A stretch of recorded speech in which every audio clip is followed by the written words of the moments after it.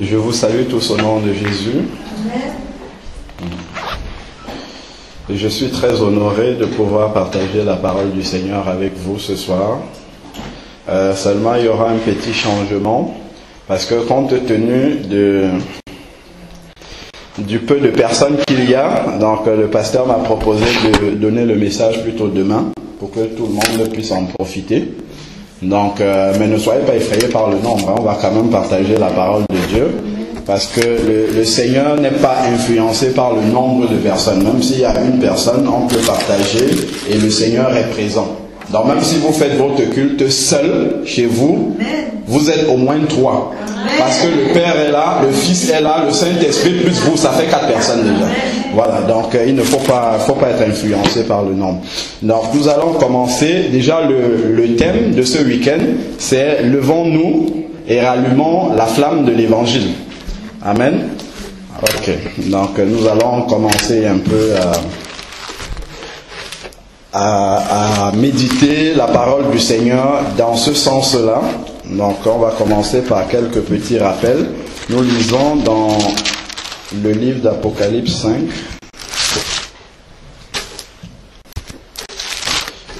Et je vais me laisser conduire par l'Esprit de Dieu, pour que le Seigneur mette sur notre cœur ce qu'il a envie de nous dire aujourd'hui. Alors,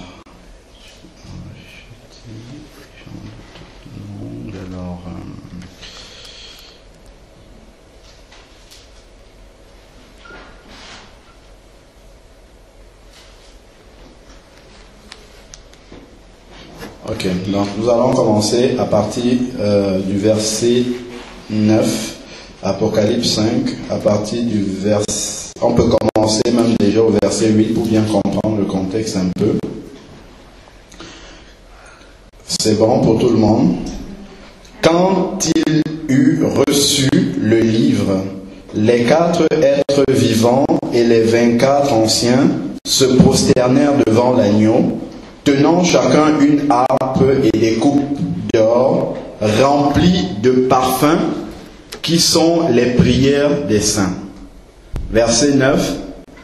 Et il chantait un cantique nouveau en disant: Tu es digne de recevoir le livre et d'en ouvrir les sceaux, car tu as été immolé et tu as racheté pour Dieu par ton sang des hommes de toute tribu, de toute langue, de tout peuple et de toutes les nations. Et tu as fait d'eux un royaume et des sacrificateurs pour notre Dieu, et ils régneront sur la terre. Amen. Donc déjà, dans ce court passage, le Seigneur nous rappelle le but pour lequel il a racheté son peuple. Donc, si nous voulons comprendre aujourd'hui et rallumer la flamme de l'évangile, nous devons revenir à la source et comprendre pourquoi est-ce que le Seigneur nous a sauvés. Dans quelle direction, quel était son plan pour nous. Parce que si on perd la ligne directrice que le Seigneur nous a donnée, effectivement, la flamme va s'éteindre. Parce que la flamme brûle sur la ligne que le Seigneur, sur le plan du Seigneur. Mais si on est en dehors du plan du Seigneur, cette flamme-là ne peut pas briller. Amen. Amen. Alors, donc c'est pourquoi dans ce passage-là, on va revoir ce pourquoi le Seigneur a donné sa vie à la croix pour nous. Donc, il dit: tu as été immolé et tu as racheté pour Dieu. Déjà, on a un premier indice, il ne nous a pas racheté pour nous-mêmes. Il nous a racheté pour Dieu. C'est-à-dire que lorsque nous sommes rachetés par le sang de Jésus, nous ne nous appartenons plus nous-mêmes. Nous appartenons à Dieu. Comme l'apôtre a dit, ce n'est plus moi qui vis, mais c'est Christ qui vit en moi. Et si nous pouvons dire cette parole, c'est Christ qui vit en moi, ça veut dire que dans toutes nos actions de chaque jour, lorsque je suis en train de commettre une action, je dois me demander, est-ce que c'est Christ qui est en train de commettre cette action-là? Et là, notre responsabilité devient très grande. Amen. C'est ce que ça signifie. Si c'est Christ qui vit en moi, ça veut dire que ce que je commets comme action, c'est Christ qui est en train de commettre cette action-là. Et si je suis conscient réellement que je suis le temple du Saint-Esprit et que Christ habite en moi, ça veut dire que c'est lui qui est en train de faire cette action-là. Et si je fais une action qui ne glorifie pas le Seigneur, je suis en train de faire pécher Christ. Ça va jusque-là. Vous voyez jusqu'à quel point notre responsabilité est grande. Sinon, quand nous prononçons cette parole, c'est Christ qui vit en moi, on ne mesure pas à quel point nous parlons. Alors, donc, nous sommes rachetés pour Dieu, pour vivre désormais pour Dieu et non plus pour nous-mêmes. Ça, c'est la première chose que nous devons comprendre. Lorsque nous venons au Seigneur, le moi doit disparaître complètement. Il dit, celui qui veut me suivre, c'est dans Matthieu 16 au verset 24, qu'il renonce à lui-même. Donc si ma propre personne est encore très importante pour moi, je ne suis pas encore prêt à suivre le Seigneur. Parce qu'il faut que j'abandonne d'abord tout ce qui est de mon moi, c'est-à-dire tout ce qui me tient encore à cœur, il faudrait que je l'abandonne, et surtout ma propre personne. Parce que mon premier ennemi, c'est moi-même d'abord. Avant d'être l'ennemi que nous tous nous connaissons, c'est moi-même d'abord, je suis mon propre ennemi. C'est-à-dire que ma croissance spirituelle est freinée d'abord par moi-même. Avant que l'ennemi ne vienne me tendre des pieds, moi-même je suis un propre frein à ma croissance spirituelle. Si je le réalise déjà, je peux régler le problème qui me concerne moi avant d'aller combattre l'ennemi. Amen. Dans ça, il faut être conscient de cela. Le Seigneur nous a rachetés, il a été immolé à la croix pour Dieu. Voilà, par son sang qui a coulé à la croix de Golgotha, comme on le sait. Ensuite, il dit, tu as racheté des hommes de toute tribu, de toute langue, de tout peuple et de toute nation. C'est-à-dire que si, lorsque nous sommes rachetés par le Seigneur, nous entrons directement dans l'éternité. Nous commençons à vivre l'éternité sur la terre. Donc, c'est pour ça qu'il faut le réaliser dès la conversion. Que dès que je me convertis, le Seigneur me fait passer du royaume des ténèbres au royaume de la lumière, et c'est l'éternité qui a déjà commencé pour moi sur la terre. Puisque la mort pour le chrétien est un passage juste dans la vie directement en contact avec le Seigneur. Dont la mort n'existe pas pour le chrétien. Dans l'éternité commence au moment où on est converti. Et si l'éternité commence au moment où on est converti, il faut réaliser une chose, c'est que lorsque je me convertis, le Seigneur prend mon identité humaine, c'est-à-dire lorsque je nais en Adam, donc j'ai une identité humaine, j'appartiens à un pays, j'ai eu la nationalité d'un pays, j'appartiens à une famille, on m'a donné un nom, ainsi de suite. Donc j'ai une identité humaine, ce qu'on appelle une identité selon la chair. Le Seigneur prend cette identité-là, je continue à l'avoir, mais elle ne compte plus, et il me donne maintenant une nouvelle identité. Une identité céleste. Et cette identité-là n'a aucune frontière, c'est ce qu'il dit là. Les gens de toute langue, de toute nation, de toute tribu, dans le ciel, la notion de tribu, de nation, ça n'existe plus. Dans le ciel, il n'y a pas de blanc, il n'y a pas de noir, il n'y a pas de... Ça n'existe plus dans le ciel. Et cela, nous devons commencer à le vivre ici, parce que nous sommes déjà rentrés dans l'éternité sur la terre. Donc, je ne dois plus être freiné parce que mon frère, physiquement, est différent de moi, ou appartient à un pays différent de moi. C'est ça, c'est déjà le premier frein pour l'avancée de l'évangile. Parce qu'on continue encore à fonctionner comme si on était sur la terre. On est sur la terre, c'est vrai, mais spirituellement, il dit, il nous a fait asseoir dans les lieux célestes en Christ. Donc on doit déjà avoir cette mentalité-là. C'est-à-dire que quand je vois quelqu'un, s'il est chrétien, c'est mon frère. Quel que soit le pays d'où il est, ça doit être mon frère. Je dois le considérer ainsi. C'est mon frère. Je ne commence pas à me poser des questions. D'où il vient ici? Ça viendra plus tard. Et c'est une question qui est secondaire pour moi. À partir du moment où il est chrétien, c'est mon frère. Et ça, on doit le comprendre depuis ici. Il dit, en ceci, ils reconnaîtront que vous m'appartenez en quoi? L'amour qui vous unit. Amen. Donc, tout cela, ça fait partie des éléments qu'on doit comprendre pour que réellement la flamme de l'évangile puisse être rallumée. On doit comprendre que les enfants de Dieu sont d'abord les enfants de Dieu avant d'appartenir à un pays déterminé.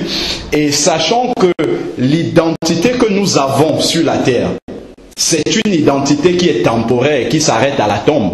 À partir du moment où on me met sous la terre, que je sois haïtien, camerounais, ça ne compte plus, c'est fini. Donc c'est une identité temporaire. Mais celle qui demeure pour l'éternité, c'est l'identité que Jésus me donne au moment de la conversion. Donc il faudrait que je la porte depuis ici-bas.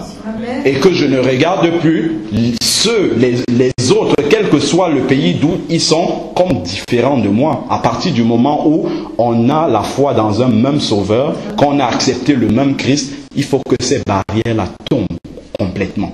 Qu'on n'ait pas peur des autres. Il ne faut pas que la différence physique nous freine. Et cela, si on l'a compris, quand on va sur le champ de l'évangélisation, on ne regarde pas qui est en face de nous. Quand je vois quelqu'un, je vois une âme potentielle que Jésus peut sauver. C'est tout. C'est tout ce qui m'intéresse. Qu'il soit différent, qu'il soit... Ça, c'est Jésus qui va voir comment changer ça. Mais pour moi, c'est une âme que Jésus peut sauver. Donc, et ça, on doit véritablement le comprendre. Ensuite, au verset 10, il dit, et tu as fait d'eux un royaume et des sacrificateurs pour notre Dieu. Les sacrificateurs dans l'Ancien Testament avaient le rôle d'offrir les sacrifices au Seigneur, d'offrir les sacrifices d'animaux pour le pardon des péchés du peuple. Aujourd'hui, les sacrifices d'animaux n'existent plus. Ce que nous offrons au Seigneur, c'est un sacrifice de louange, sacrifice d'adoration. C'est le fruit de nos lèvres que nous offrons au Seigneur. Donc si nous voulons que la gloire de Dieu revienne dans l'Église, nous devons avoir un esprit d'adoration. Nous devons vivre l'adoration, en fait. Nous devons vivre l'adoration. C'est-à-dire que notre vie quotidienne doit être une adoration au Seigneur.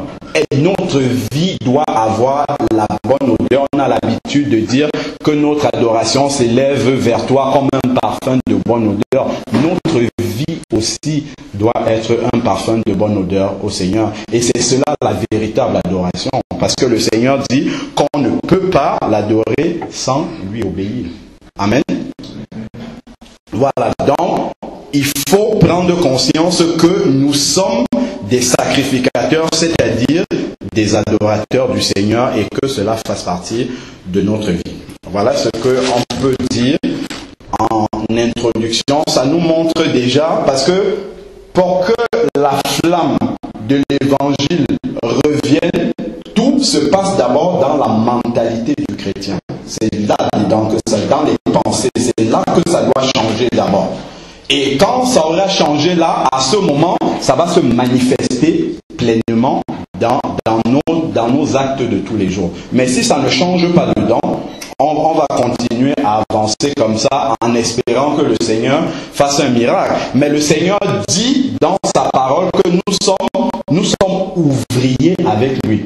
Amen. Donc il a besoin de notre participation, il a besoin de notre volonté, il a besoin de notre consentement pour nous amener dans le plan qu'il a tracé pour nous. S'il trace un chemin et que nous on veut aller à gauche, il nous laisse aller à gauche, il ne va pas nous forcer à revenir sur le chemin, mais il va toujours nous donner des alertes comme quoi nous sommes sortis du chemin qu'il a tracé pour nous. Amen. Amen. Voilà. Donc, nous allons regarder maintenant dans Matthieu 25.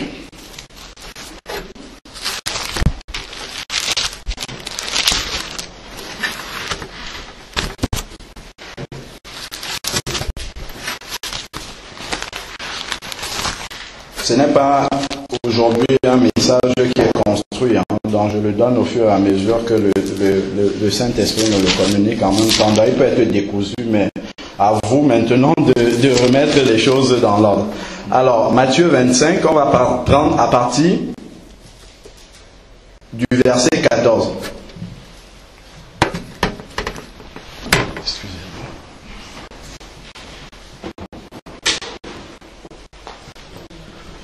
Matthieu 25, verset 14.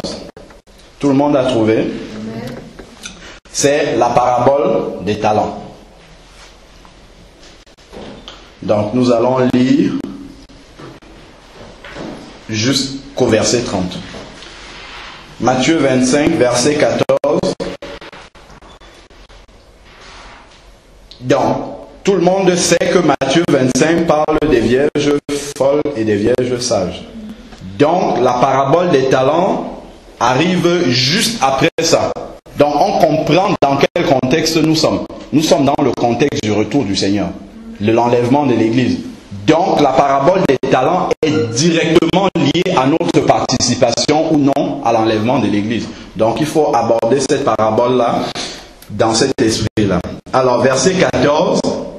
Il en sera comme un homme qui, en partant pour un voyage, appela ses serviteurs et leur confia ses biens.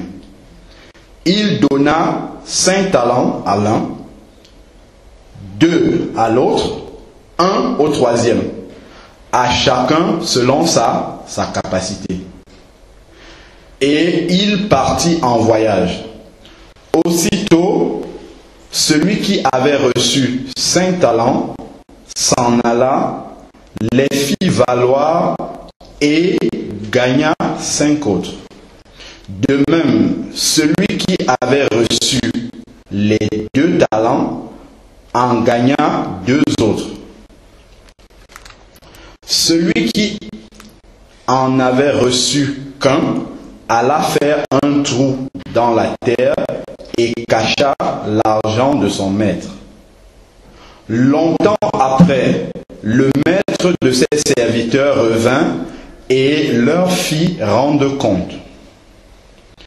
Celui qui avait reçu 5 talents s'approcha en apportant 5 autres talents et dit: Seigneur, tu m'avais confié 5 talents, voici 5 autres que j'ai gagnés.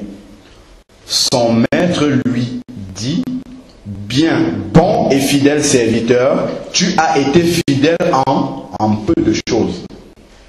Je t'établirai sur beaucoup. Entre dans la joie de ton maître. Celui qui avait reçu 2 talents s'approcha aussi et dit: Seigneur, tu m'avais confié 2 talents, en voici 2 autres que j'ai gagnés.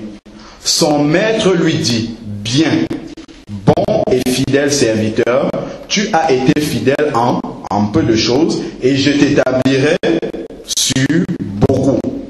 Entre dans la joie de ton maître. Celui qui n'avait reçu qu'un talent s'approcha ensuite et dit: Seigneur, je savais que tu es un homme dur, qui moissonne où tu n'as pas semé, et qui récolte où tu n'as pas répandu. J'ai eu peur et je suis allé cacher ton talent dans la terre. Voici, prends ce qui est à toi. Son maître lui répondit: Serviteur mauvais et paresseux, tu savais que je moissonne où je n'ai pas semé et que je récolte où je n'ai pas répandu. Il te fallait donc placer mon argent chez les banquiers et à mon retour, j'aurais retiré ce qui est à moi avec un intérêt. Ôtez-lui donc le talent et donnez-le à celui qui a les 10 talents. Donc celui qui avait 5 au début et qui en a gagné 5 autres. C'est à lui qu'on donne le seul talent de celui qui n'a pas fructifié. verset 29, car on donnera à celui qui a et il sera dans l'abondance, mais à celui qui n'a pas, on ôtera même ce qu'il a. Verset 30, et le serviteur inutile, jetez-le dans les ténèbres du dehors où il y aura des pleurs et des grincements de dents. Amen. Donc, comme je rappelais en début de lecture, nous sommes dans le contexte de l'enlèvement de l'Église. Il parle de vierges sages, il parle de vierges folles, et il enchaîne par la parabole des talents. Donc ici, on a bien compris que le maître a distribué des talents. Il va et il revient à la fin de son voyage et les serviteurs doivent rendre compte de l'utilisation qu'ils ont fait des talents qu'ils ont reçus. Dans cette parabole, on comprend bien qu'il s'agit du Seigneur qui vient demander des comptes à son Église. Amen. Lorsque nous nous convertissons, nous recevons au moins un talent du Seigneur. Personne ne peut dire qu'il n'a rien reçu du Seigneur. Nous avons au moins un talent du Seigneur que le Seigneur nous confie.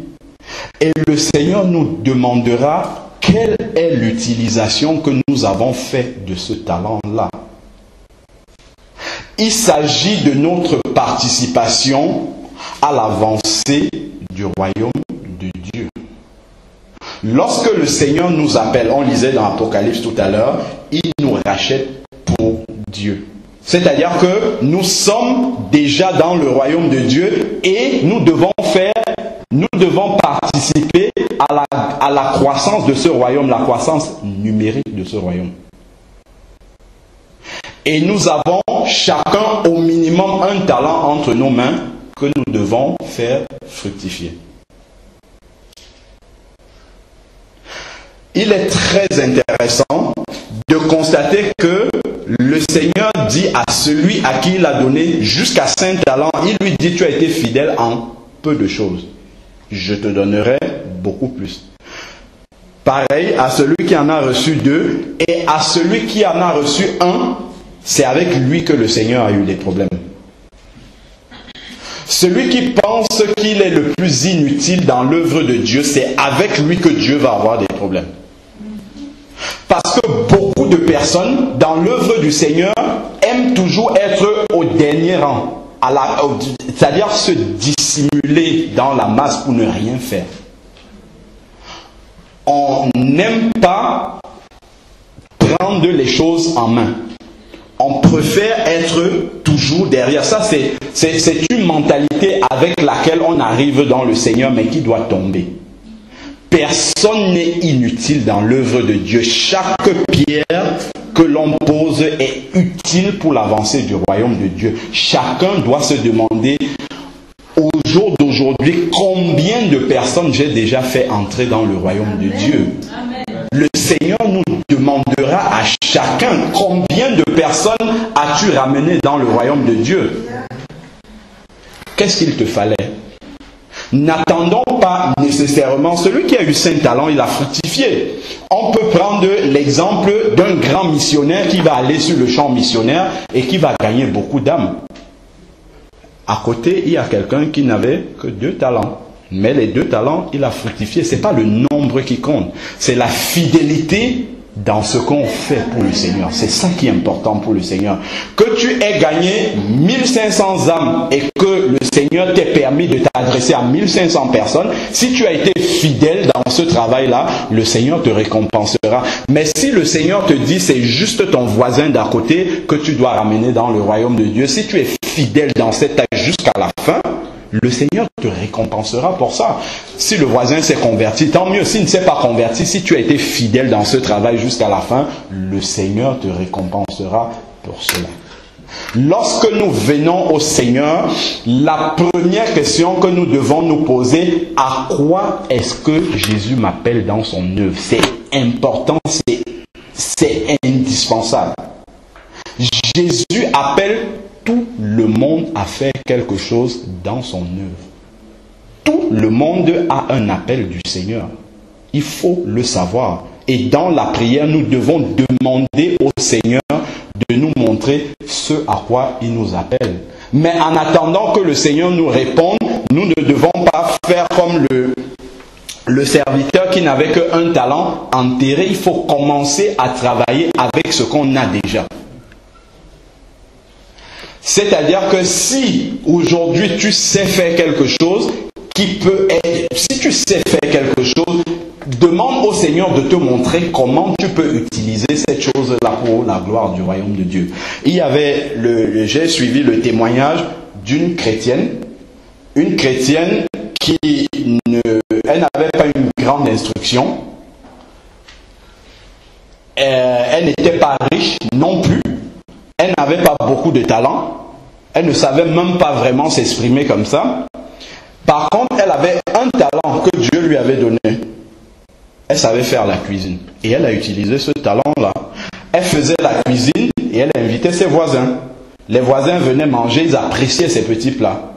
Et au fur et à mesure, elle a tissé des relations avec les voisins et elle a commencé à leur parler du Seigneur. Et elle gagnait les âmes comme ça avec un talent. Juste savoir faire la cuisine. On peut dire, bon, a priori, c'est pas très utile dans le... Mais si dans la prière, on demande au Seigneur de nous révéler comment est-ce qu'on peut utiliser le seul talent qu'on a, on peut déjà, le Seigneur nous révélera avec ce petit talent qu'on a, comment est-ce qu'on peut commencer à le fructifier.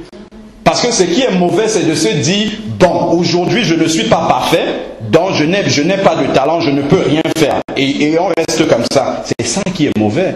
Il faut toujours être dans une disposition de se demander, qu'est-ce que je peux faire pour l'œuvre de Dieu, au lieu de me dissimuler, rester au fond.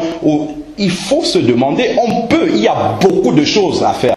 Personne n'est inutile. Tout le monde est utile. Donc il faut cette prise de conscience collective. Une prise de conscience collective.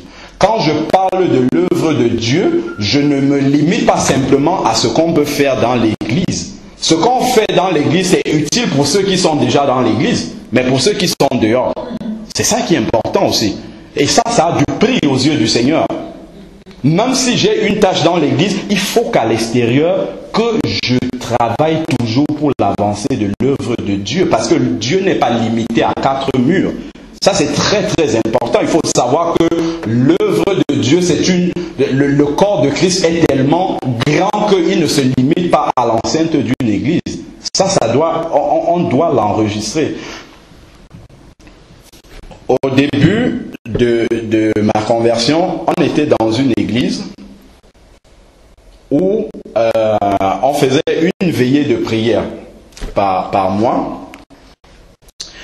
Et au cours de cette veillée de prière, on avait un moment qu'on appelait un moment de partage de la parole de Dieu. Et chacun devait partager avec les frères et sœurs ce qu'il avait lu pendant le mois. Un passage qu'il a lu pendant le mois, c'était libre, chacun pouvait partager. Et comme habituellement, ça se passe partout, c'est pas seulement ici, partout dans toutes les églises, c'est comme ça. Quand on donne la parole aux gens, les gens se cachent, ils vont derrière. Personne ne veut prendre la parole. Tout le monde se regarde. Toi, vas-y. Personne ne veut prendre la parole. Et c'était toujours comme ça.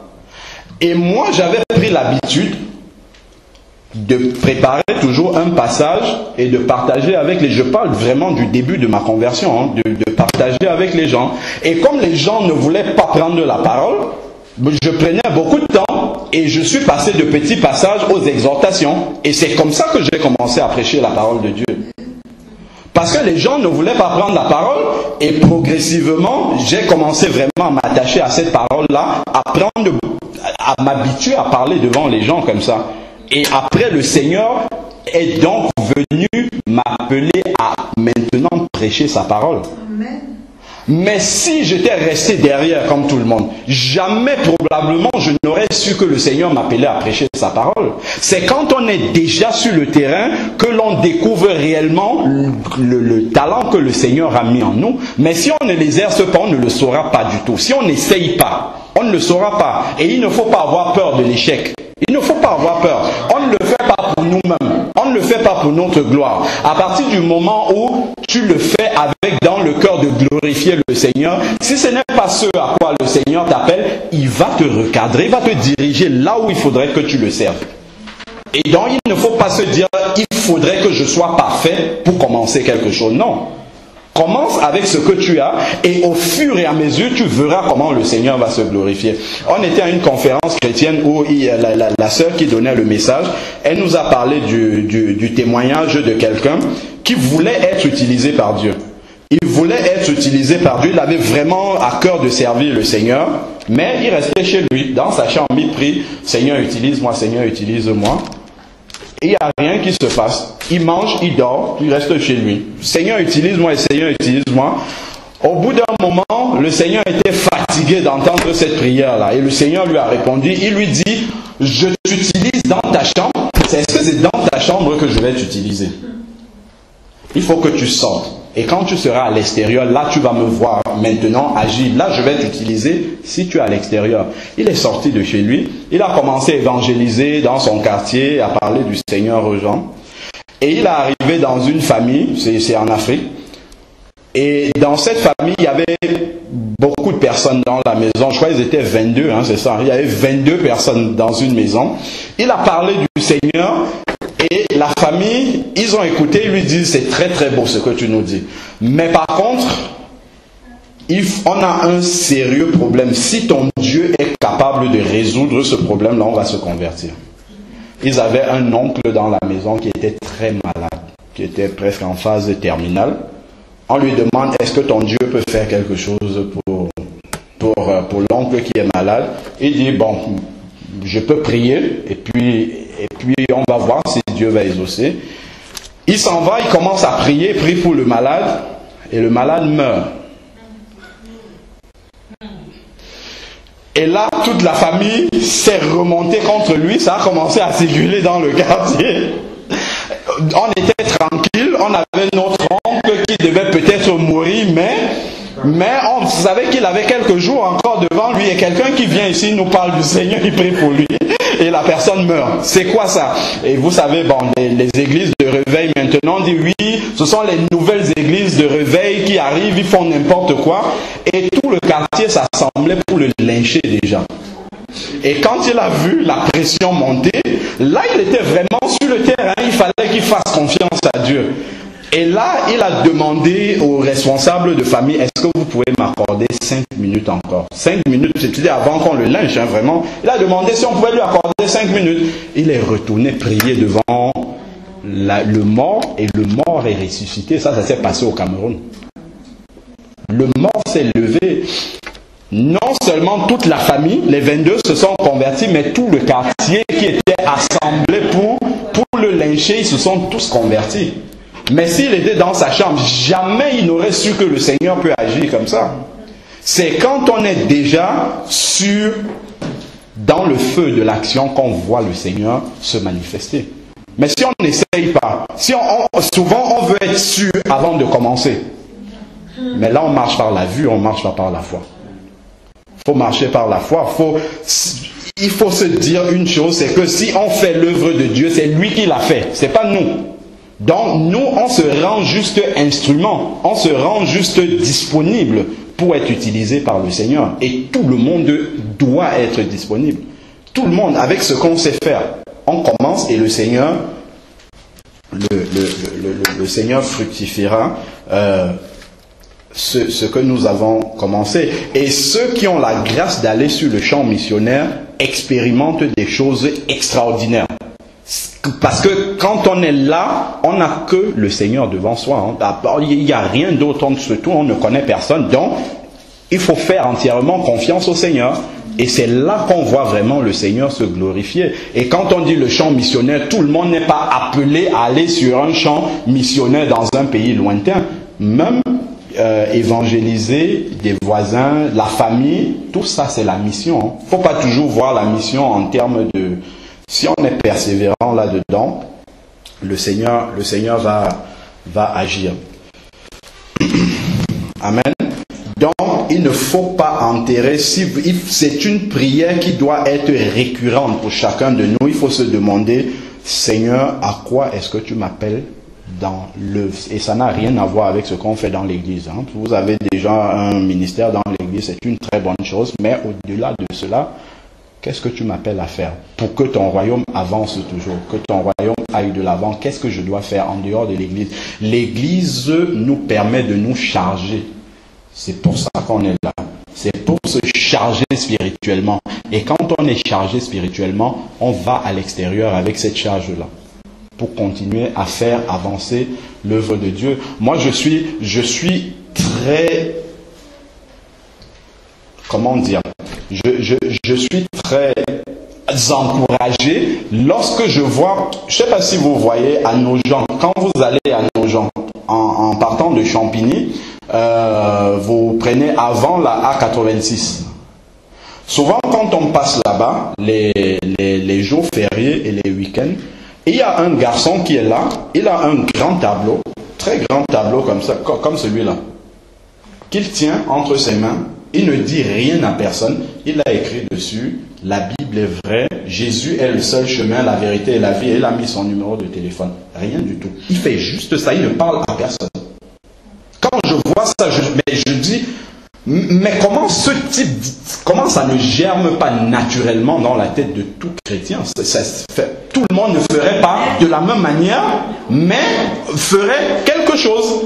Tout le monde ne ferait pas de la même manière, mais ferait quelque chose. Ça, c'est quelque chose qui doit être naturel. Parce que si je suis sauvé, quand je vois quelqu'un qui est à côté de moi, qui n'est pas sauvé, ça doit me déranger.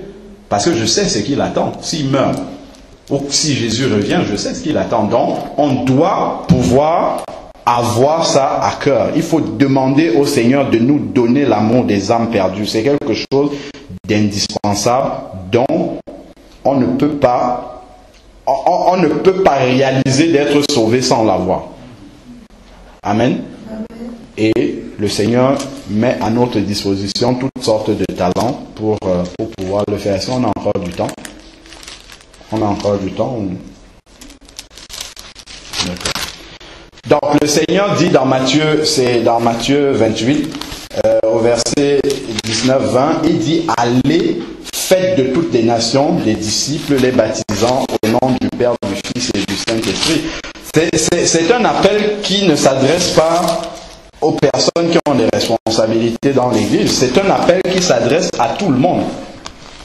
Allez et faites de toutes les nations des disciples, ça ne s'adresse pas à quelques personnes. Ça s'adresse à tout le monde. Parce que personne n'a reçu l'appel de rester. Tout le monde a reçu l'appel de partir. Partir, c'est pas forcément aller à des milliards de kilomètres. Il faut commencer à Jérusalem.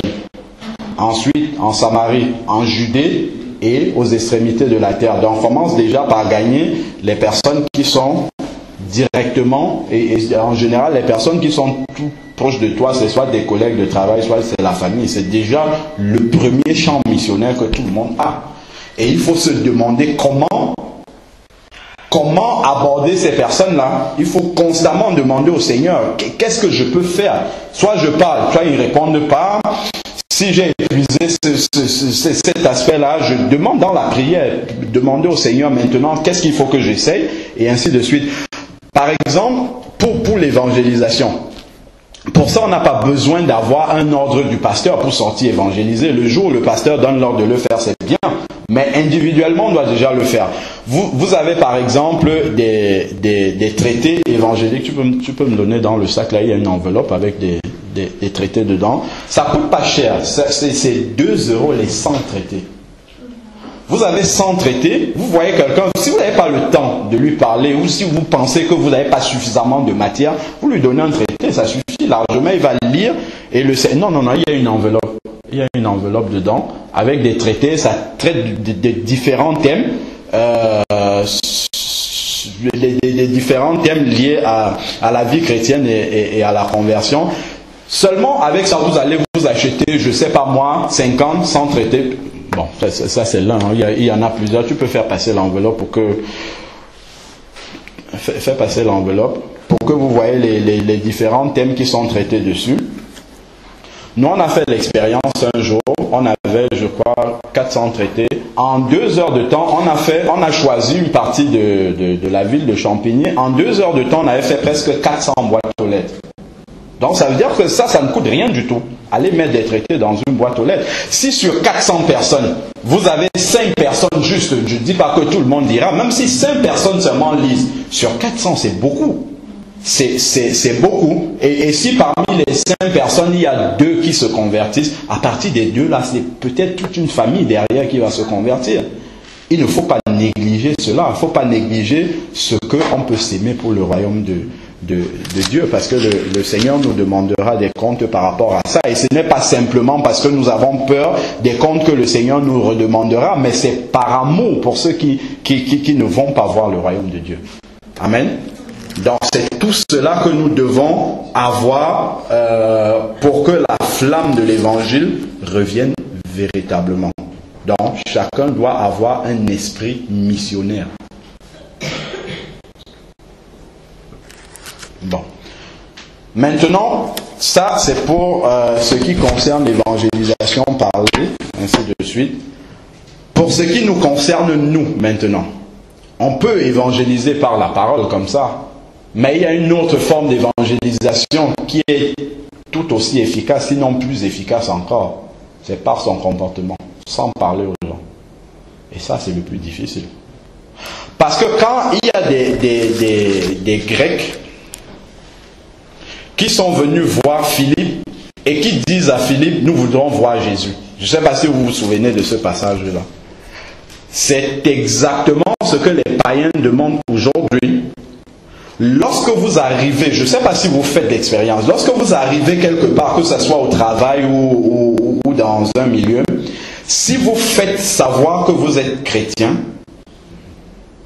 il faut toujours le faire savoir. Il ne faut pas garder son drapeau dans la poche. Si vous faites savoir que vous êtes chrétien, même si vous ne parlez pas de Jésus, vous vous taisez. Les autres vous observent. Toujours, ils vous observent toujours. Même s'ils ne disent rien, le jour où vous allez faire quelque chose de travers, ils vont vous rappeler ça. Ils vont vous dire, les gens ne savaient pas chrétiens, les chrétiens font aussi ça.